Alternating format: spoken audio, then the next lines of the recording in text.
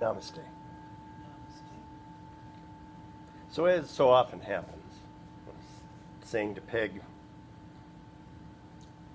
whenever I choose a topic because it seems timely and I might have somebody in mind who needs to hear it, they're never here.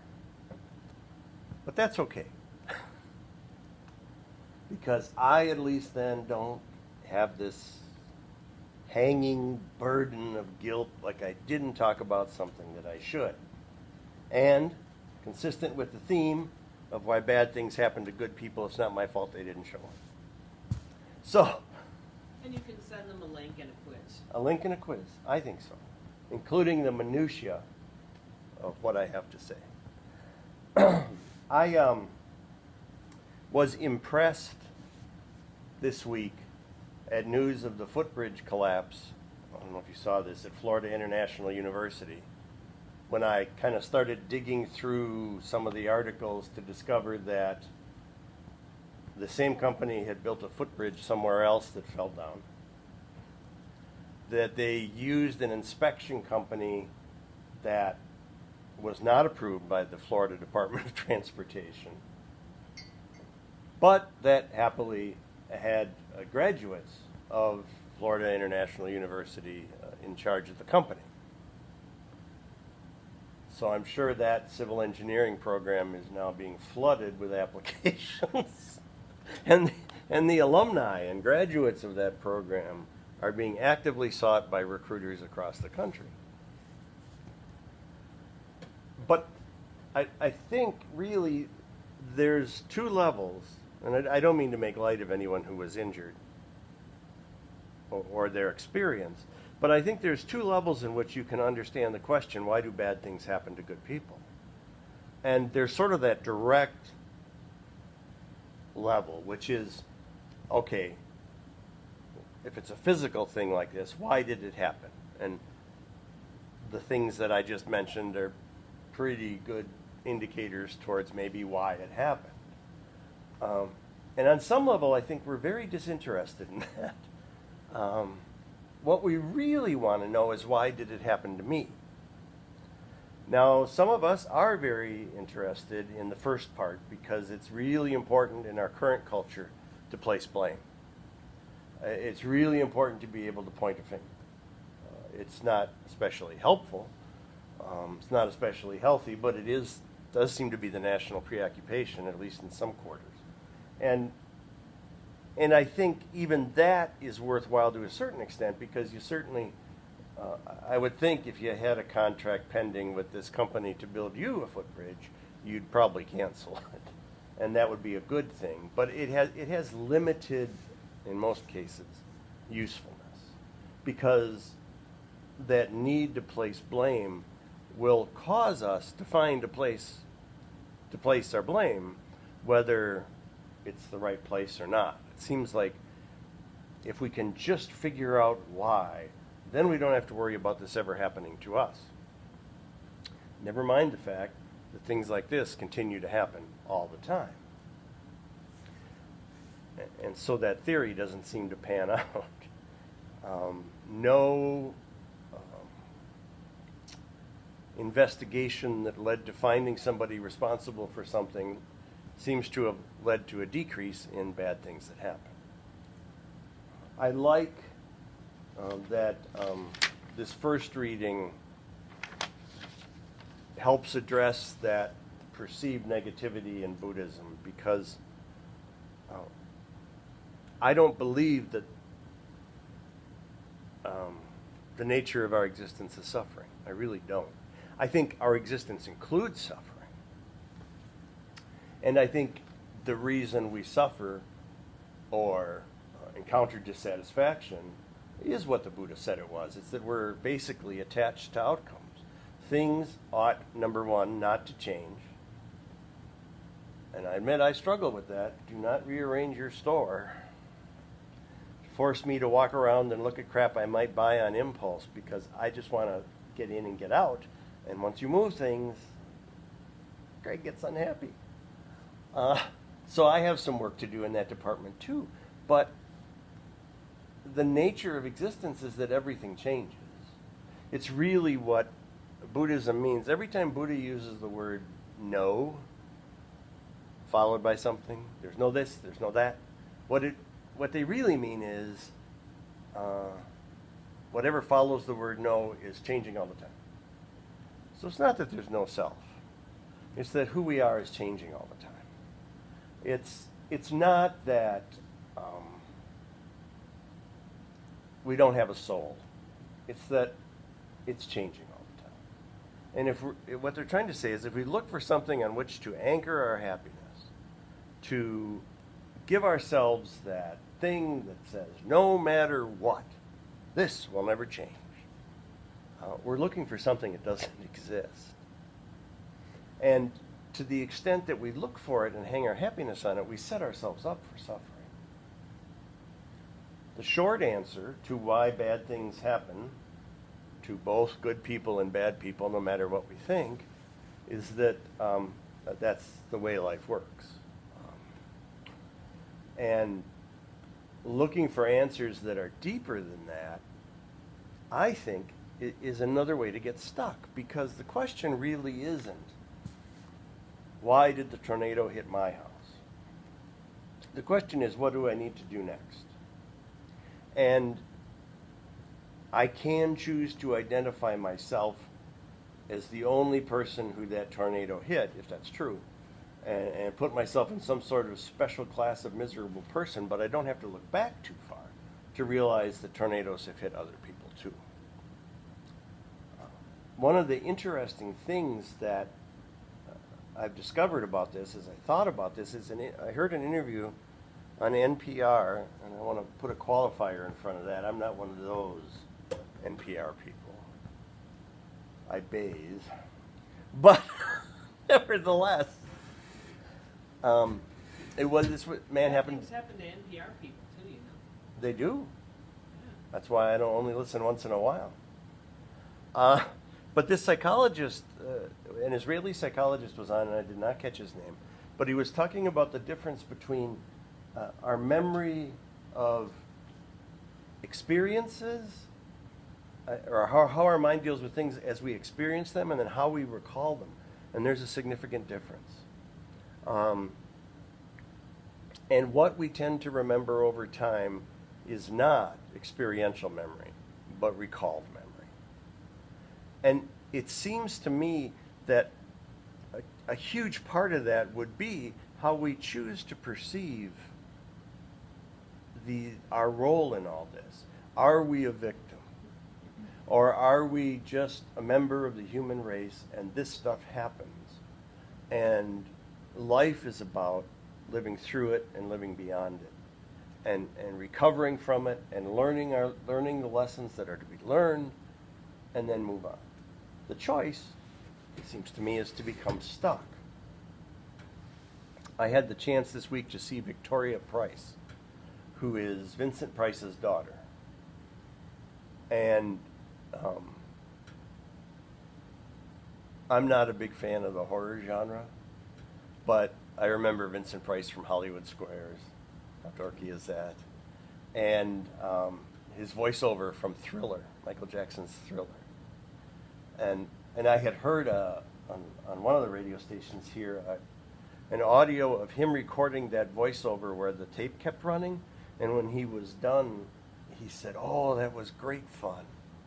And one of the things about him that always confused me as a child is here was this really scary actor, or an actor who played really scary things, and yet when he was on Hollywood Squares or wherever else I saw him, he seemed so genuine and so together and so nice, you know. And how in the world does that go together? And what his daughter is discovering in her own life, and she's about my age. Vincent Price was 51 when he had his daughter Victoria.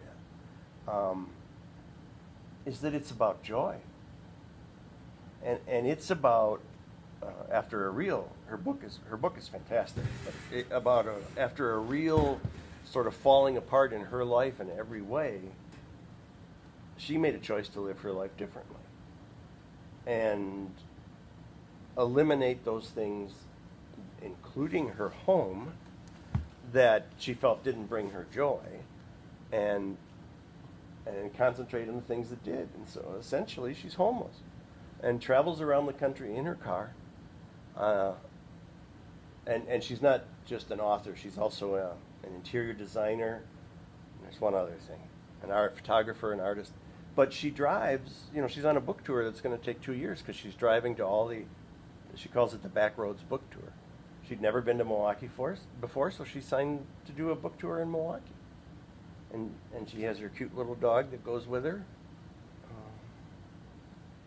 And she's decided that all this stuff that we might say is part of her false self, part of things that expectations that other people laid on her, she was going to let go and find out under that, what does she want? And it's probably the most diverse, eclectic group of people listening to her that I've ever seen in one place in my life. Isn't it possible? Yeah. Okay, I saw David Stairs there a few months ago. Yeah, it was. There were some people in the horror makeup. Oh, wow. And the guy behind me, I think in his 60s, and he had his iPad, and he was very proud of it because he kept typing on it with the click noise on while she was talking, which I found very soothing. Mm-hmm. Uh-huh. I sense it with sarcasm. A little. But one of the most interesting things she said is that, we worry about being odd or weird or somehow less than normal. And that she had come to discover or figured out that there's more of us than there are those normal people. And so, what is normal? And that it's ultimately being yourself. And I raise that in the context of bad things because how we walk through every challenge of life, we have a choice to make about, do we be true to ourselves and who we really are, or some externally placed value about what the neighbors would think, or what somebody like me ought to be doing, what ought to be happening. I think those are all just fictions, mostly created by other people and laid on us.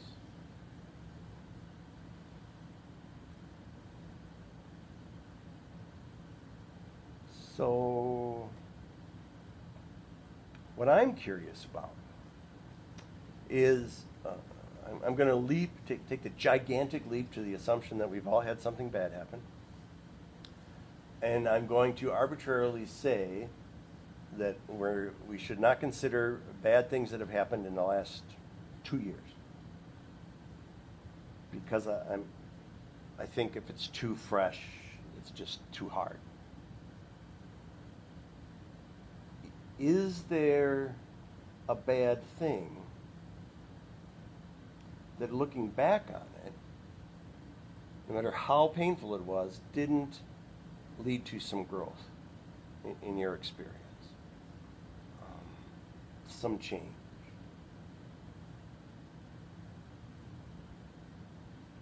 I often hear people say, for example, high school was terrible. This is the one that's kind of different, but I wouldn't want to do it again. Because who wants to go through that again?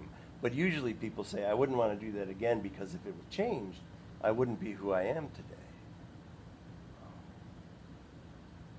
I mean, you threw in enough double negatives or whatever, but I would say the trajectory of my spiritual journey has been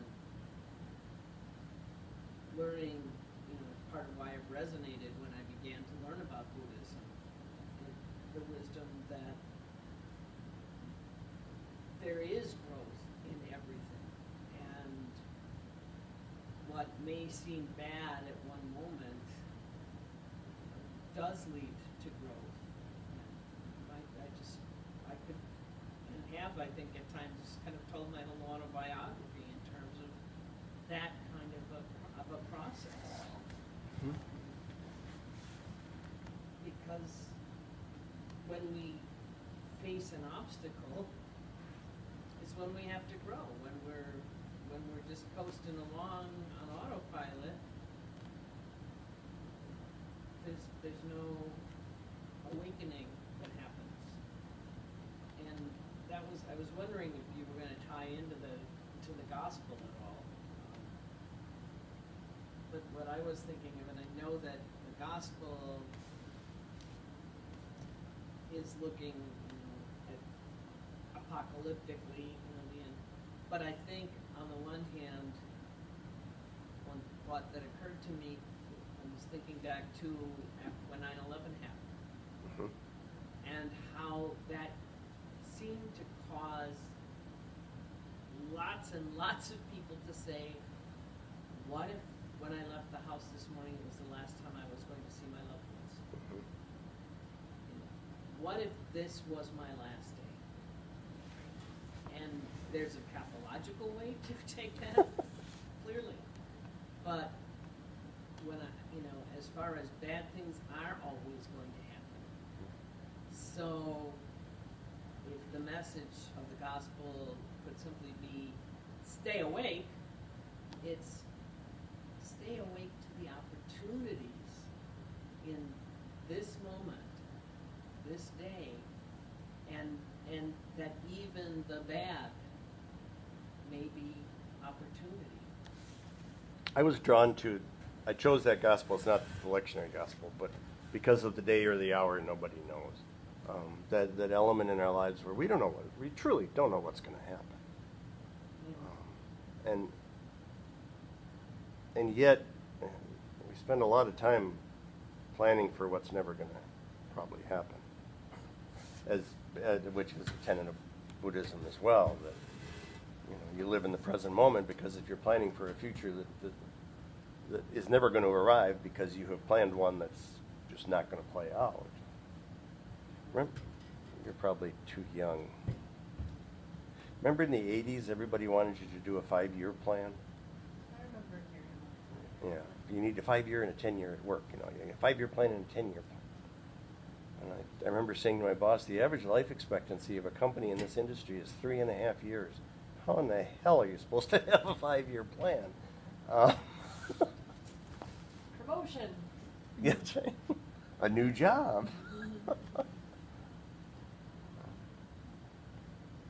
think one of the things that I guess is its own kind of growth is learning that I can survive anything I can survive. Death of loved ones is not a cakewalk for anyone, but for a long time in my childhood, I just thought I had a special ability to be devastated by things, more than anyone else out there. I just really, if I stepped on an ant, I would sob hysterically, and I was just that led me to believe that my sensibilities were such that I would not survive the death of people close to me. And I had to stop praying because it turned into this desperate bargaining and begging with God, and then I'd just be crying and oh, they're gonna die anyway, I know it. And it was just, it is laughable now. It's somewhat adorable. It's somewhat, it's kind of sad. But when my two grandfathers of mine have passed, and I was pretty close with both of them, one more so than the other, but I didn't think I'd be able to handle that at all, and I thought the grief would just consume me, and it would always feel fresh. And I was very brokenhearted, but I'm walking around, I'm living my life, I'm doing okay. And then I had to, once I started healing, had to deal with the guilt of, should I still be feeling bad? Am I not feeling heartbroken enough? And whatever that's about. But just knowing that I have survived some losses, And there, you know, I know there will be even closer to me losses to come, but I now believe that I will survive those too. And that's major for me. I mean, most people are like, well, of course you survive them. And like, no, I thought that I might not walk away. Like, I thought that I might either go and join them early or be in an institution or never get out of my bed again. That's what I thought would happen. And that is not what has happened. And I found a reservoir of strength and resilience and support that I did not know was there. So that's been a pretty major thing to learn, a pretty big way to grow. You know, of course I don't know, but it occurs to me that maybe childhood Tracy, who felt all that loss so intensely, maybe that's actually the way it's supposed to be. And we're culturally poo-pooed out, there's a technical term, but we're culturally poo-pooed out of there.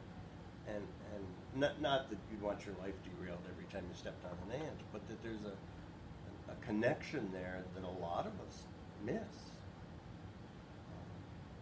Sometimes I think there's a meetup group for especially sensitive people or something like that, and or extras, I don't know. They're playing on ESP, but and sometimes I think that is most likely a group comprised of some people who really are extra sensitive, extra in touch with their feelings, and then some other people that just like to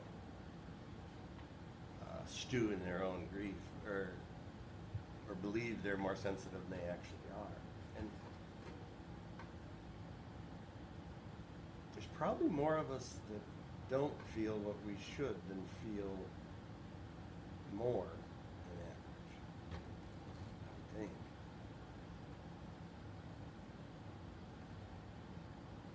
Because there's some vulnerability in that.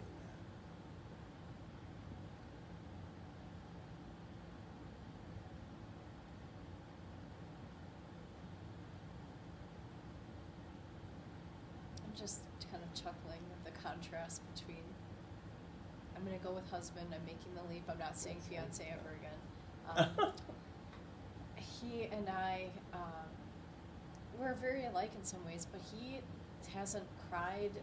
The last time he can remember crying was like 18 years ago. And I'm like, I don't know, 5 times a week probably. Usually, but like just my own private time, or sometimes it comes on suddenly, but that's just how I get it out and process it, and I feel things in that way, and crying comes naturally, and I don't try to weep in the dairy aisle, but if I have to cry, How spoiled is the milk? well, I let it out, and we're just so different in that way, and I don't necessarily think that he's suppressing or repressing a ton, a little, but it's just fascinating how different people access their emotional world, and how you can have totally different processes and still complement one another. Mm-hmm. Well, I think actually when it comes to relationships, intimate relationships, it is not, the old opposites attract, but it does seem that often we gravitate towards someone who is able to provide some balance. Right. And whether that means we're supposed to spend the rest of our life leaning on each other because we're both off balance, or that other person then helps us, rubbing up against them to acquire some gifts for ourselves.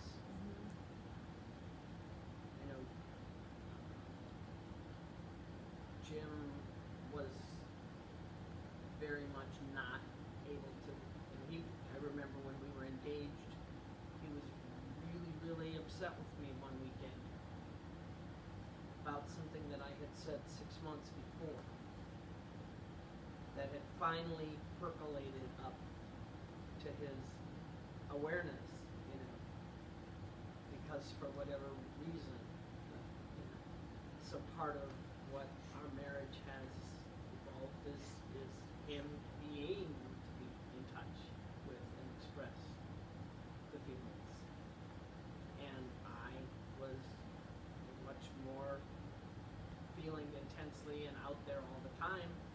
And part of what my journey has been is learning that I can have these intense feelings and go, there's a feeling. That's interesting. It does not have to rule my entire world right now. Yeah. It is. You know? And some of those roles too, I think, are culturally determined. I know that in my less than finer hours, it seems to me there was a character, I don't know if it was on TV or